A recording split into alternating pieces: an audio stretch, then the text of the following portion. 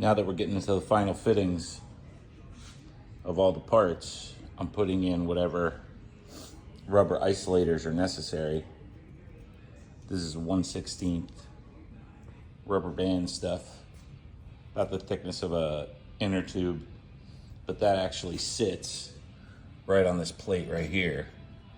So we put it on top and bottom of the radiator just to keep it from moving around or squeaking or anything. So, but when you're doing your final fitting, you need to put all this stuff in. Like over here, we're spacing the body for the rubber, the 3/8 rubber we're gonna put along the frame rails there. We just have pads set now, but we're gonna actually have 3/8 rubber the whole length of each one of these for the body to sit on. So that final fitting really helps when you have your spacers in, because 3/8 of an inch will change everything on your final body position. So today we're gonna mess with the radiator mount, because we have to set the radiator so we can get those hoses finalized. We're gonna adjust it. It's a good overall design. It's just needs to be tweaked and tightened up. Once we get the mount, radiator mount set up, then we can go ahead and put the fan shroud on it and get the rest of the hoses done. So this is today's project. So this is the kind of stuff I'm talking about when it comes to spacing and getting everything finalized. This is a custom car, so all of these little 1/4 inch spaces that you have here can cause you issues down the road. And getting the spacing between here and where it fits in the car is critical also, because it's got to go under the body behind that bracket. It's got to fit up behind that bracket in there. So if we get that 1/4 inch back there and trim that a little bit, it'll fit up in there perfectly with no problems.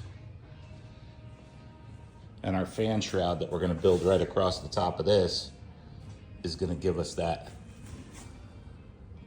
little bit extra. So we'll re-drill these holes, move these brackets down a 1/4 inch, have the spacing, and then we'll trim right here off the top of this so it fits right up inside, nice and neat. So you guys have to remember, this kit was designed in the 90s. So the newer kits, I'm sure, are a much more precise design than this was. So what I'm going to do here is just slot these holes so that I can adjust that down to the width of the radiator.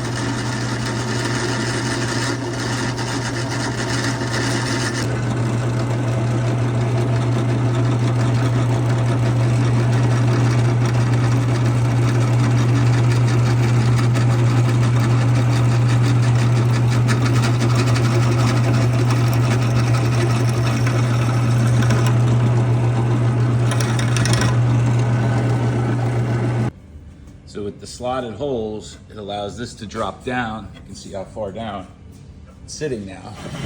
But it also keeps that radiator solid, which is a big difference, because a 1/4 inch play in that radiator, then it's moving a lot. So we'll put some little rubber spacers on there, a couple rubber spacers in there, and this will hold this radiator perfectly. Like I said, this kit came with this piece pre-drilled. You put it together and it was twisted beyond belief, so I had to make some relief to get it untwisted. And now it's actually not bad. So we'll get it mounted in the car, clearance it on the top, and then we'll finish up our radiator hoses.